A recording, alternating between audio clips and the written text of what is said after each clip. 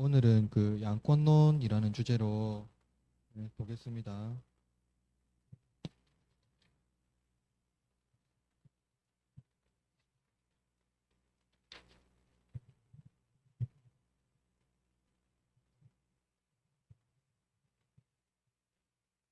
우리가 그 이제 초대교회사가 이제 거의 끝났거든요. 끝났고 이제 중세로 이제 넘어가는 과도기인데 거기서 이제 일어나는 문제가 교황과 황제의 두 개의 권력의 대립이거든요. 그래서 우리가 지난주에 봤던 것처럼 로마 교회가 지지난주에 봤던 것처럼 로마 교회가 로마 교회가 어떤 그 전체 교구의 어떤 주도권을 가진다고 했잖아요. 서인권을 가진다고 했잖아요. 로마 교회가 그 동방과 서방이 나눠진다 했잖아요. 동방과 서방.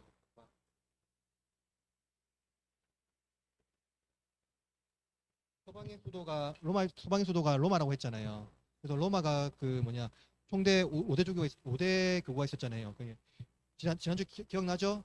도시에서 그러니까 이제 어, 어, 일단은 도시가 형성되는 게 제일 중요한 게 뭐냐면 인구수거든요. 인구가 밀집되면 도시가 형성이 돼요. 그러니까 거기가 형성된다는 건 상업이 되거든요. 인구가 많아지면 어떻게 됩니까? 도시가 대도시가 되겠죠. 대도시에 많아지면은 인구가 많아진다는 것은 거기 지역에 어떤 지도자들의 뭐가 강력해지죠. 인구가 많다는 건. 파워가 막강해지겠죠. 아무래도. 어, 어, 그렇게 해서 그 고대 교회에서 5개의 교구가 생기거든요. 알렉산드리아 그리고 이제 그 카르타고 그리고 안디옥 그리고 로마 이건 이제 예루살렘인데 예루살렘은 도시 규모는 작은데요. 상징적인 의미로 들어갔어요. 5개 교구가 있는데 5개 교구로 이제 했어요. 근데 그 중에서도 제일 도시 규모도 제일 컸고요. 제일 컸고 그 뭐냐 제일 컸고 그 뭐냐 그 모든 주교에서 가장 우선되는 권한이 어디 있다고 했죠? 어느 도시 있다고 했죠? 로마라고 했잖아요. 로마라고 했잖아요. 그래서 로마 주교가 마치 이제 교황으로서 이제 있었거든요. 여러분 그 천주교에서 신부를 부르는 다른 명칭 있는 거 아닙니까? 다른 명칭. 신부를 부르는 다른 명칭. 주교라는 명칭도 있지만 일반적으로 신자들이 그 뭐냐 신부를 부를 때 뭐라 부르겠어요? 파파라 부르거든요. 파더. 교회 아버지라고 부르래요. 예. 영적 아버지라고 부르는 거거든요. 그것 중에서 제일 강력한 권세를 가진 사람이 이제 로마 교회 주교라고 하는데 그게 이제 교황입니다. 그런데 이제 이거잖아요. 봅시다. 겔라시오스라는 인물인데 이 사람에 의해서 양권론이 이제 중요했는데 물론 이 인물은 뭐 그렇게 막 자세히 알 필요 없지만 이 양권론이 뭔지는 알아야 돼요. 양권론이 뭔지는. 겔라시오스에 대해서는 그렇게 놔둬도 양권론이 뭔지만 알면 되는데 이게 뭐냐면은 복되신 베드로의 교구. 이 베드로의 교구가 어딜까요? 교구. 어, 어. 로마 맞아요. 로마는 여느 주교들이 내린 여느 결정으로 묶인 것을 풀 권리가 있다. 이 말이 뭐냐면 베드로의 교구가 뭐냐면은 곧 황제거든요. 베드로 로마 교회에서 베드로를 일대 황제로 부르는 거 알죠? 일대 황제로 부르거든요. 그래서 베드로께 그러니까 곧 그 교황 황제로 했죠 내가 교황이 내린 결정이 뭐냐면 다른 지역 교회 그러니까 예를 들어서 콘스탄티노플이라든가 안디옥이라든가 다른 지역에서 내린 결정들을 뭐냐 교황이 승인하거나 또 해제하거나 할 수 있다 없다? 교황이 할 수 있다. 교황이 할 수 있다. 교황이 승인하면 그 뭡니까? 그러면은 이제 로마 교회의 그러니까 교리가 돼 버리는 거예요. 교리가 돼 버리고 교황이 승인하지 않으면은 그것은 그냥 없어져 버리는 거예요. 그러니까 그게 이제 이거죠. 그 교황이 그것을 승인하냐 안 하냐에 따라서 다른 거죠. 그런 권한이 있다고 했어요. 그래서 이제 이 겔라시우스라는 사람이 양권론을 주장하는데 이건 뭐냐면은 로마의 수익권은 이제 영권과 속권의 관계를 함축적으로 전개한다고 봤어요. 그러니까 영적인 권세와 세속의 권세. 그래서 이제 이 양권은 이제 중세까지 이제 강력하게 나타나는데 그 다운표로 되어 있는 거 신현지 사모님 한번 읽어주실래요?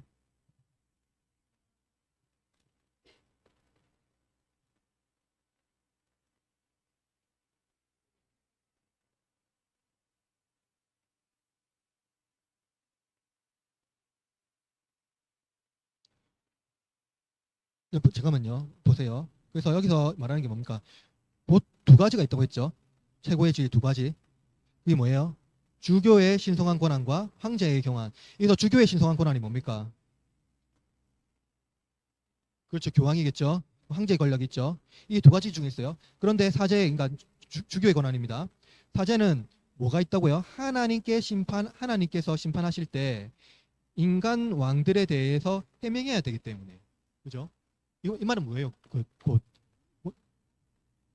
이 더 무겁다, 더 강하다는 거죠. 그러니까 무슨 말인지 알겠죠? 그러니까 두 가지 권한이 있는데 세속 권세보다 어떤 권세가 더 강하다고요? 영적 권세가 더 강하다 하는 거예요.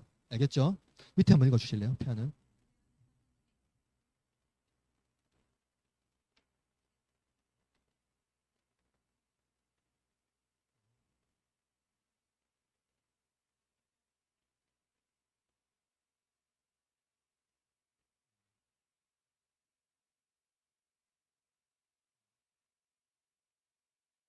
그러니까 이 표현은 황제겠죠.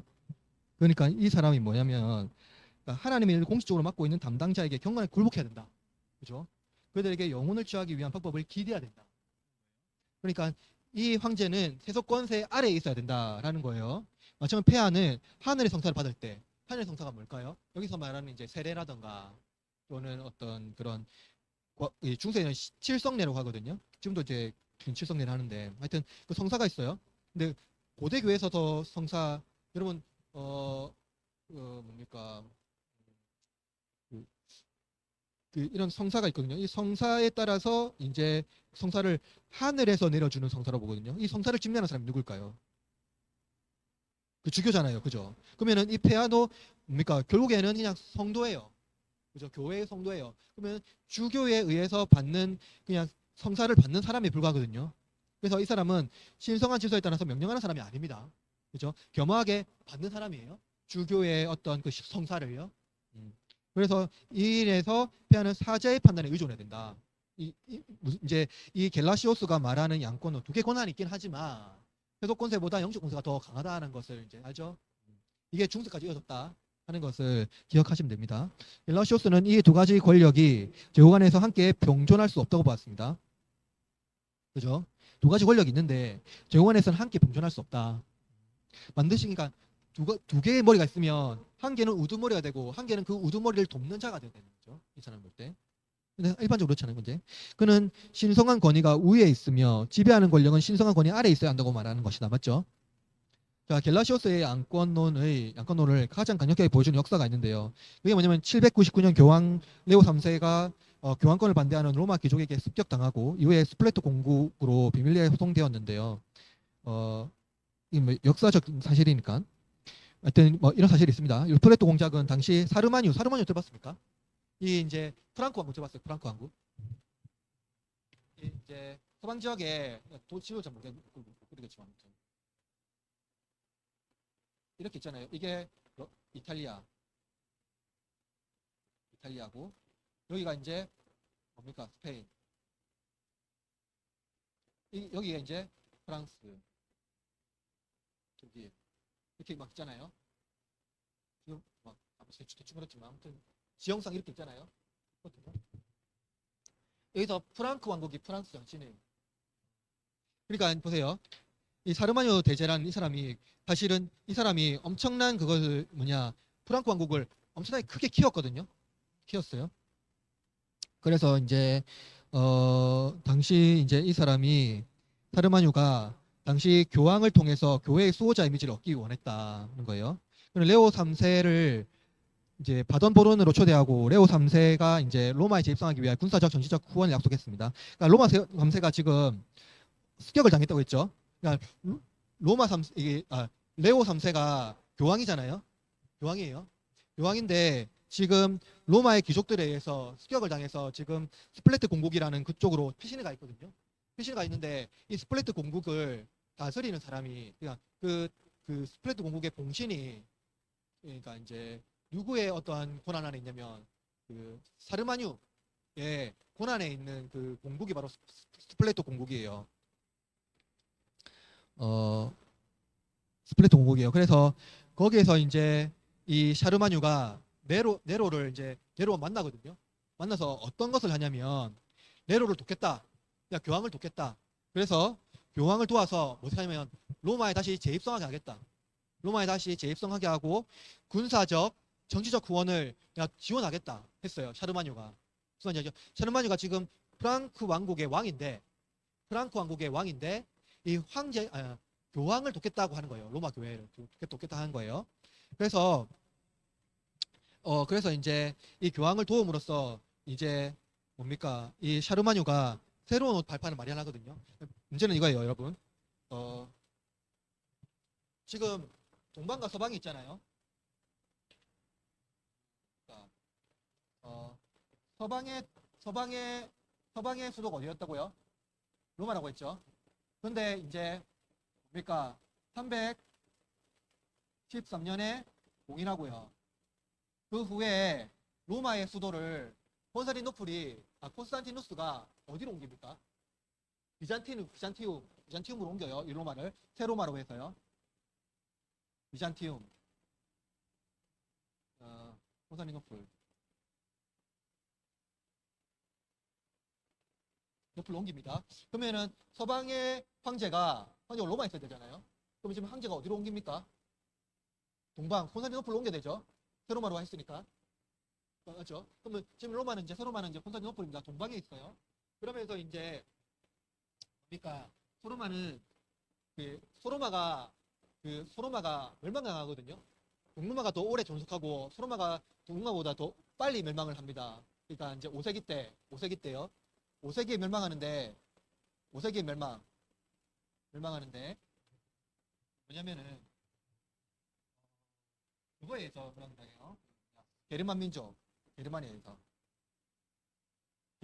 멸망당합니다. 멸망당하고 나서 뭐냐면은 멸망당하고 나서 이제 이 서방이 적에 황제가 지금 강제 이미 없었잖아요. 이미 지금 동방으로 갔잖아요. 그래서 황제의 부재가 언제까지냐면 800년까지. 그러니까 보세요. 470년부터 800년까지 황제가 없는 시기를 보내요. 서방에서. 그러니까 이 서방에서 강력한 주권을 가진 사람이 누구겠습니까? 네, 서방에서 로마에서 강력한 주권을 가진 사람이 가진 존재가 누구일까요? 당연히 교황이겠죠. 왜냐면 지금 교황제가 없는데 교황이 다스리고 있잖아요. 그러니까 교황이 모든 것들을 다 가지고 있는 거예요. 800년까지.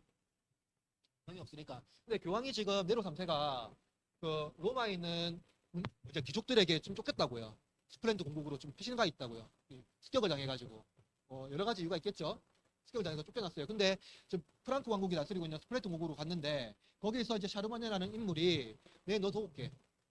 정치적이고 군사적인 후원을 다 할게 하면서 어떤 일이 일어나면 그러면은 이 교황이 누구에게 더 교황을 돕는 사람이 이제 뭡니까? 샤르마뉴니까 샤르마뉴가 뭡니까? 그러니까 황제가 없어요. 서방에는 다 그냥 왕만 있어요. 왕만. 프랑크 왕국 뭐 스페인 서방에 하여튼 이 왕국들 다 왕국만 있단 말이에요. 왕국만 있고 황제가 없는데 근데 이 네로 3세가 어떤 일을 하냐면 그거를 해요. 성탄절 날 교황이 네로 3세가 프랑크 왕국의 샤르마뉴를 소로마 제국의 황제로 등극시킵니다. 그죠? 이게 무슨 사건이냐면 아마 세계사에서 배울 사람이 있을 텐데 이게 그러니까 이게 이제 유럽 사회에서 굉장히 중요한 이슈가 되거든요. 누가 누구에게 대관식을 합니까? 그렇죠. 교황이 황제에게 대관식을 해요. 그렇죠? 그러니까 황제는 지금 누구의 의해서 그 황제의 권한을 가지게 된 거예요. 교황이잖아요. 그죠? 이때부터 있잖아요. 그러니까 양권론이라는 게 이때부터 있잖아요. 서방에서는요. 이 황제와 교황 사이의 갈등이 있긴 했었는데 교황이 우위를 가집니다. 처음부터. 왜냐면은 뭡니까?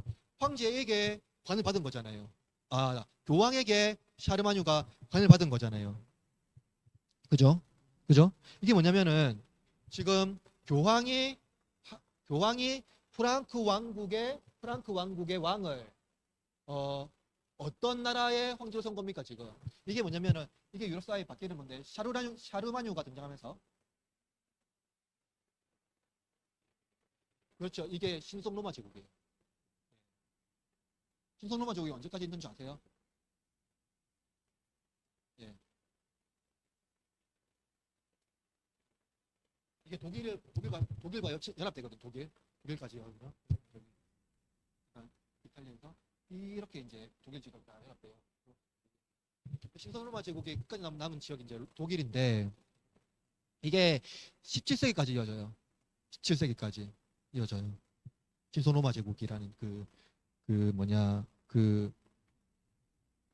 어떤 국가적인 어떤 형성이 신성 로마 제국. 그러니까 샤르마니가 등장하면서 이제 신성 로마 제국이 이제 신성 로마 제국. 이제 새로운 로마. 네, 그러니까 뭔가 하나님의 교회로서 이제 소로마는 멸망했잖아요. 소로마가 멸망하면서 하나님 나라가 멸망했다고 하는데 이 사람이 다시 레온 3세가 샤르마니를 등장시키면서 새로운 하나님 나라가 등장한 거예요. 이 땅에. 신성 로마 제국에서. 근데 그 왕을 세운 사람이 교황이니까 뭡니까? 교황이 나라의 모든 지역에 뭘 할 수 있다? 서임을 할 수 있다. 교황이. 그러니까 각각 요직에 당시 시대는 뭡니까? 단일 국가가 아니었거든요. 부족 국가는 아니지만 딱 지역마다 통치자가 있어요. 그러니까 아예 자유국가예요. 통치자가. 만약에 이제 신성로마 제국에 어떤 지금 독일은 마인츠라는데 마인츠라는 지역이 있단 말이에요. 마인츠라는 지역이 있으면 그 마인츠에 그게 있어요. 뭐라 하죠? 다스리는 사람이 있는데 다스리는 명칭 기억 안 나네.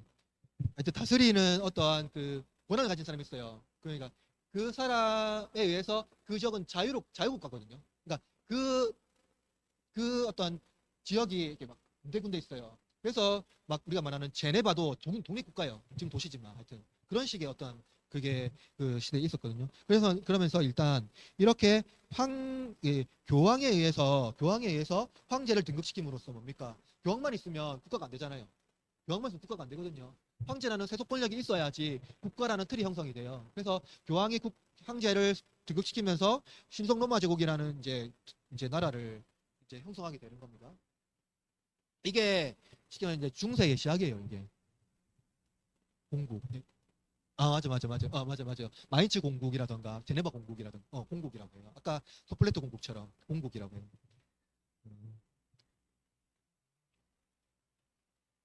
그래서 이제 교황제에서 이제 바라본 교회로 보면은 이 양권론의 난점이 있어요. 양권론의 난점이 있어요. 이걸 통해서 오늘날 우리도 이제 정치라던가 혹은 권세에 대해서 이제 좀 이해할 수 있는데요. 양권론이 뭐예요? 영적 권세가 더 높이 있다는 거죠. 근데 실제로 우리가 이해할 때 세속 권세가 있고 영적 권세가 있잖아요. 근데 사실은 일반적으로 영적 권세가 더 높다고 보잖아요. 하나님의 나라가 더 크잖아요. 세속 권세보다 하나님 나라가 더 크잖아요. 그죠? 하나님의 권세가 더 크고요. 그런데 이 사람들이 말했던 양권론의 맹점은 뭐냐면요. 이 세속 나라에서의 영적 권세예요. 그러니까 교황의 권세와 하나님의 권세가 아니라 교황의 권세와 황제의 권세 이거예요. 그런데 이 사람이 말했던 것은 뭐냐면 하나님 나라와 하나님의 구속력이 있는 요구를 로마 교회 그 수장인 교회가 동일시한 거예요. 마치 이 교황이요 하나님의 통치자의 대리자인 거예요. 그래서 하나님의 통치를 이 교황이 하면은요 마치 하나님의 말씀하신 하나님이 모든 것들을 다 이루신 것처럼 그냥 그게 하나의 권세가 돼버리는 거죠. 그게 이 양권론의 난점이라는 거예요. 하나님의 구속력, 즉 심판은 인간의 열쇠를 가지고 행사할 수 있는 것이라고 말하지만 사실 아니죠. 사실 인간 한 사람이 하나님 말씀하신 그 구속력, 구원을 주고 구원을 빼앗고 누가 구원을 받고 누가 구원을 빼앗고 이러는 거예요. 이게 교황이 했거든요. 교황이 누군가에게 세례를 주고 하면은요, 그냥 그 자리에서 그냥 구원 받는 거예요. 그죠? 근데 그러한 것이 한 사람에 있어서 일어나는 게 아니라는 거죠. 또한 세속 국가의 구속력은 하나님께서 그 통치자에게 위임한 법과 질서에 따르죠. 그렇죠? 무슨 말이냐면 세속 국가잖아요. 일단 이 모든 나라가 세속 국가잖아요. 세속 국가는 하나님의 통치자를 세웠잖아요. 한 나라의 통치자를. 그러면 그 통치자를 통해서 뭡니까? 법치주의를 세웠잖아요. 법치주의를. 법을 세우고 질서를 세우고요. 그래서 통치하거든요. 그게 어떤 공권력이잖아요. 그래서 이 세상을 지배하고 통치하는 역할을 하나님께 주셨단 말이에요. 그런데 그것을 따르지 않는다는 거예요. 그러니까 따르지 않는 건 뭐예요? 영적 권세가 더 강하다. 그래서 최근에 잘못 일어난 어떠한 거기 뭐예요?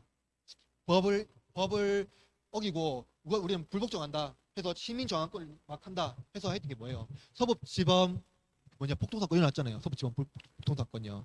알죠? 그런 방식이에요. 그러니까 만약에 기독교인들이 세속 권세에 저항하면서 그것을 불복종하고 하나님의 권세가 더 강력하다 하고 하나님 권세로 해서 폭동을 일으킨다 하면은 그것은 하나님 말씀하시는 법과 질서에 지배되는 이 세속 하나님의 통치 질서를 완전 위배하는 거죠. 그래서 뭡니까? 교회도 세속 국가의 지도를 받습니다. 교회도 세속 국가 안에 있으니까 지도를 받습니다. 그런데 아구스티누스가 그래서 이제 신국에서 가르치셨듯이 신국론에 가르치듯이 국가를 교회의 적으로 간주해서는 안 됩니다. 그죠? 국가를 교회의 적으로 간주하면 안 됩니다. 막 싸우려고 국가가 교회랑 싸우면 국가가 교회의 유익을 빼앗을 수도 있고요. 유익을 줄 수도 있습니다. 그래서 교회가 국가의 어떤 적으로 간주해서는 안 된다는 거예요.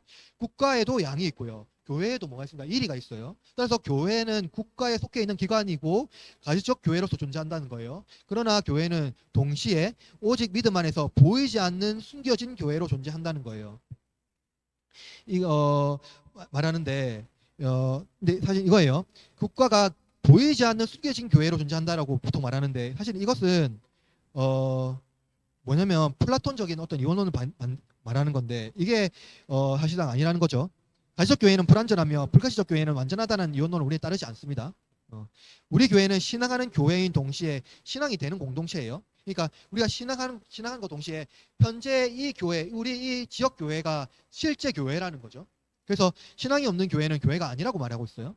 신앙은 복음을 선포하고 신앙을 요청하는 공동체에 의해서 이루어지는 게 교회라는 거예요. 그러나 보이는 교회 내에서 신앙을 절대화하여 다른 집단과 경쟁하여서 정치, 문화, 학문, 경제 등에서 권력을 행사하려는 압력단체로 어떤 사람 이해함으로써 다른 단체와 동일한 차원으로 취급되는 교회는 보편적 교회의 존재의 의미를 이해하지 못한다라고 볼 수 있습니다. 그러니까 교회의 어떤 영적 권세를 탁월하게 해서 다른 집단과 싸우고 그 집단에게 압력을 행사하는 거예요. 그러니까 쉽게 말하면 교회가 국가라는 단체에 압력을 행사해서 교회가 원하는 어떠한 이권을 얻으려고 하는 거예요.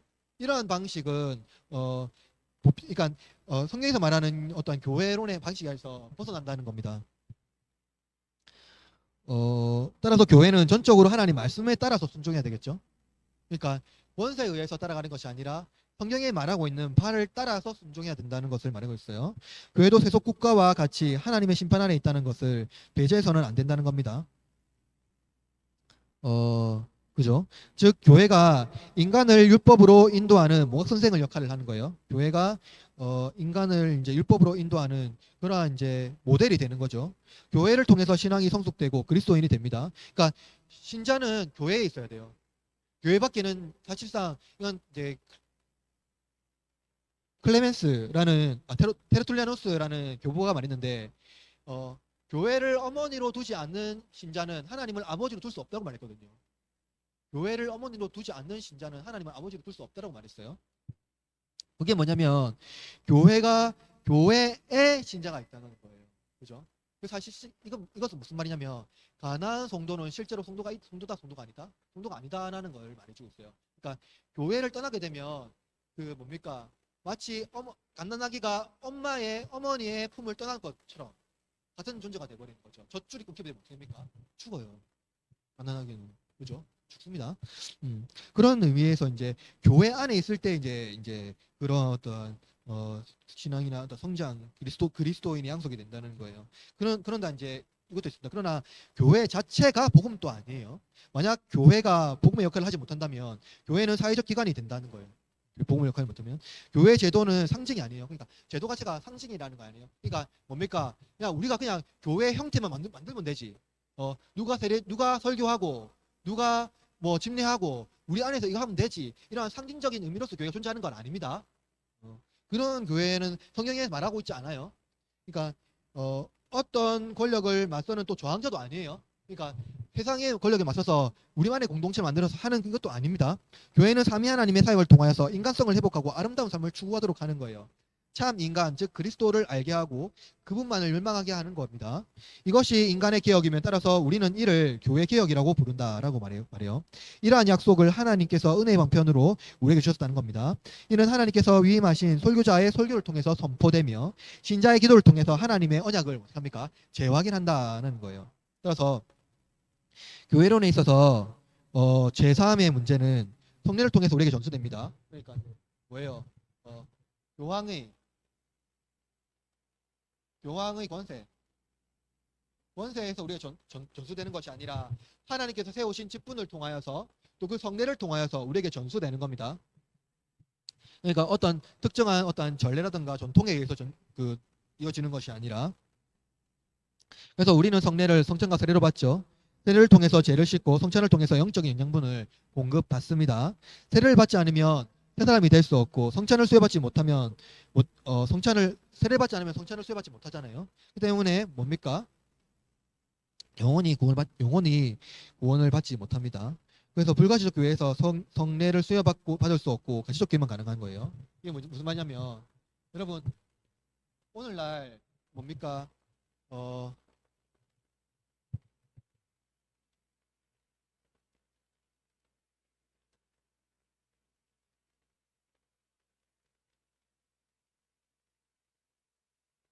이 교황과 황제의 권한에서 이 황제가 누군가의 구원을 베풀고 하는 것이 아니라 성경에서 말하고 있는 것에 의해서 구원이 베풀어진다는 거죠. 그런데 문제는 뭐냐면, 성경에서 말하는 교회예요, 교회. 오늘날 교회를 상징으로 이해하는 경우가 많거든요. 교회가 행사해야 되는 것들, 상징이 뭐죠? 교회가 뭔가 어떠한 그림을 그려주는 거예요.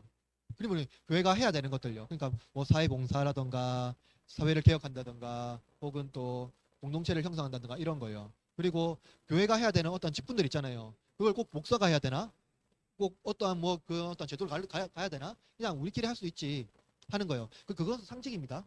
그것은 마치 뭡니까? 저 하늘의 교회가 있고 이 땅의 교회는 의미가 없다는 거예요. 어차피 우리 하늘 교회가 있기 때문에 이 땅의 교회가 뭐 의미가 있냐 하는 겁니다. 근데 여러분, 이 땅의 교회에서 온전히 신앙생활을 하지 못하면 하늘 교회 갈 수 없어요. 그죠? 그러니까 이거예요, 여러분. 플라톤의 이데아 알죠? 이데아. 플라톤의 이데아 알죠? 사과 있어요, 사과. 의자가 있어요, 의자. 의자가 있어요. 이거 의자예요, 의자 아니에요. 저기 우리 카페에 있는 저것도 의자예요, 의자 아니에요. 의자잖아요. 근데 모양이 같아요. 그러니까 예를 들면 이렇게 된 의자가 있고요. 예를 들면 그냥 동그랗고 이래 된 의자도 있고요. 여러 가지 의자가 있잖아요. 그냥 벤치 같은 것도 있고 이렇게 그냥 좌식 의자도 있고 이러잖아요. 플라톤 사상이 뭐냐면, 이데아는 뭐냐면요, 이 우주에 의자가 있어요. 그게 본질이에요. 그래서 여기서 한유가 된 거예요, 항상. 그래서 이게 참된 의자는 여기에 있다고 보는 거예요. 이게 무슨 말이냐면, 이게 교회가 있어요. 여러 가지 교회가 있어요. 참된 교회는 여기 있다는 거예요. 그래서 여기서 교회는 다양하게 된다는 거예요. 원래 버린 교회가 있으니까. 그게 아닙니다. 아니에요. 여기서 이 땅에서 교회가 온전한 교회예요. 그러니까 가짜 교회가 아니라고요. 우리가 다니는 흐르는 장로는 가짜 교회가 아닙니다. 참된 교회고 참된 하나님께서 세우신 교회란 말이에요. 예수님께서 몸으로 세우신 교회가 진짜 교회예요. 그런데 천상에 있는 교회가 무슨 말이냐면, 하나님께서 다시 이 땅에 오실 거잖아요. 오신단 말이에요. 어디요? 하늘에 있는 것이 아니라 이 땅이에요. 그죠? 그게 진짜 천상의 교회인 거죠. 그래서 우리가 볼 때 이 교회에 대해서 뭡니까? 그래서 성례와 세례에 대해서 뭡니까? 불가시적 교회는, 보이지 않는 교회는 성례를 베풀 수 있습니까? 없습니까? 못 베풉니다. 가시적 교회만 가능한 거예요. 그죠? 그래서 이것이 그런 거예요. 그냥 진짜 실제로 지역에 있는 교회가 실제가 교회가 돼야 된다 하는 것을 말해주고 있고요. 따라서 교황은 세속 사회를 지도하거나 죄인을 구속하는 하나님의 권세를 가지지 못합니다. 이해되시죠? 교황은 마치 상징적인 의미예요.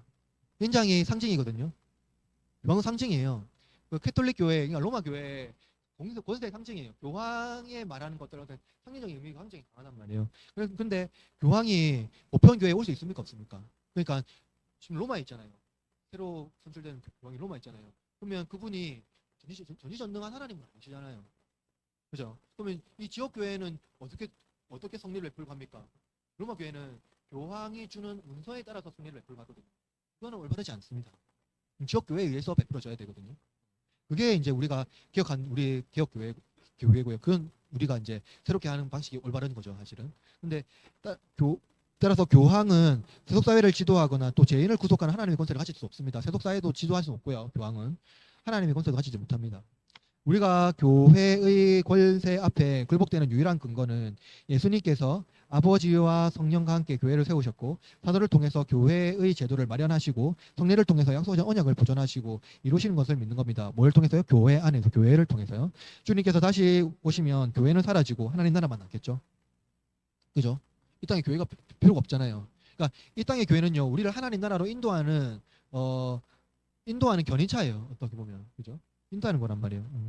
따라서 교회에 부름받은 사역자들은 하나님 나라를 위해 존재하고 교회에서는 사라질 존재입니다. 그러니까 우리가 이 땅에서 어떠한 권세를 누리고 그것을 뭐 영적 권세가 더 높다 이렇게 하면서 할 존재가 안 된다고요. 우리는 존재가 안 된다고요. 그러니까 부름받은 사역자들은 하나님 나라를 위해 존재하고 교회에서 사라질 존재인데, 근데 뭡니까? 이 땅에서 교회가 존재하는 한 없어지지 않습니다. 없어져도 안 되고요. 그죠? 끝까지 이 교회를 위해서 봉사하고 하나님 나라를 위해서 섬겨야 되는 존재가 바로 이 사역자들이라는 거죠. 그런데 이 사역자들은 세속 권세에는 저항할 수 있으나 세속 권세를 가질 수 있는 존재는 아닙니다. 그러려면 뭡니까? 사역을 내려놓고 세속 권세로 가야죠. 그죠? 쉽게 말하면 소영 목사가 만약에 그거 하고 싶으면 사역자 자리를 내려놓고 정치반으로 가야 됩니다. 그죠? 뭐 마찬가지죠. 모든 사람들이. 근데 교회에서 막 그 정치적인 어떠한 것들을 가지고 세속 권세를 가지려고 하는 방식은 하나님 나라에 적합하지 않다 하는 겁니다. 그래서 교회는 언약 안에 있을 때 존재하며 언약을 버리게 되면 타락할 수 있다는 겁니다. 그러므로 개혁자들이 말했던 건 뭡니까? 다운표에 있는 거 있죠. 읽어볼까요? 시작. 개혁된 교회는 늘 개혁되어야 한다라고 주장합니다. 이게 교회론의 어떤 핵심이거든요. 그래서 뭡니까? 개혁된 교회는 늘 개혁되어야 한다고 했을 때 교황도 포함되어 있습니까? 안 포함되어 있습니까? 포함되어 있어요. 당연히 개혁되어야 될 존재예요. 우리도 마찬가지고. 그러니까 공동체 전체가 다 개혁되어야 되는 존재라는 거예요. 근데 이 개혁이요. 한번 개혁이 끝났으니까 우리는 그냥 그거 유지하면 된다. 이건 아니잖아요. 끊임없이 개혁하고 끊임없이 뭡니까? 그 말씀 앞에 더 자기를 성찰해야 되는 거예요. 그냥 상징적으로만 이해하는 것이 아니라 그런 것을 말해주고 있습니다. 그래서 쉽게 말하면은 정리하면은 두 개의 권세 중에 교황이 영적 권세를 가지고 있기 때문에 세속의 권세를 좌지우지할 수 있는 존재가 아니다. 만약에 아니고 이 온 열방은 하나님에 의해서 통치되는 것이지, 또 하나님이 세우신 또 질서에 대해서 통치되는 것이지, 어떠한 탁월한 영적 권세를 가진 상징적인 인물이 통치하는 나라가 아니다 하는 것을 말해주고 있습니다. 오늘은 여기까지 하고 혹시 질문 있으면 질문하고 마치도록 하겠습니다.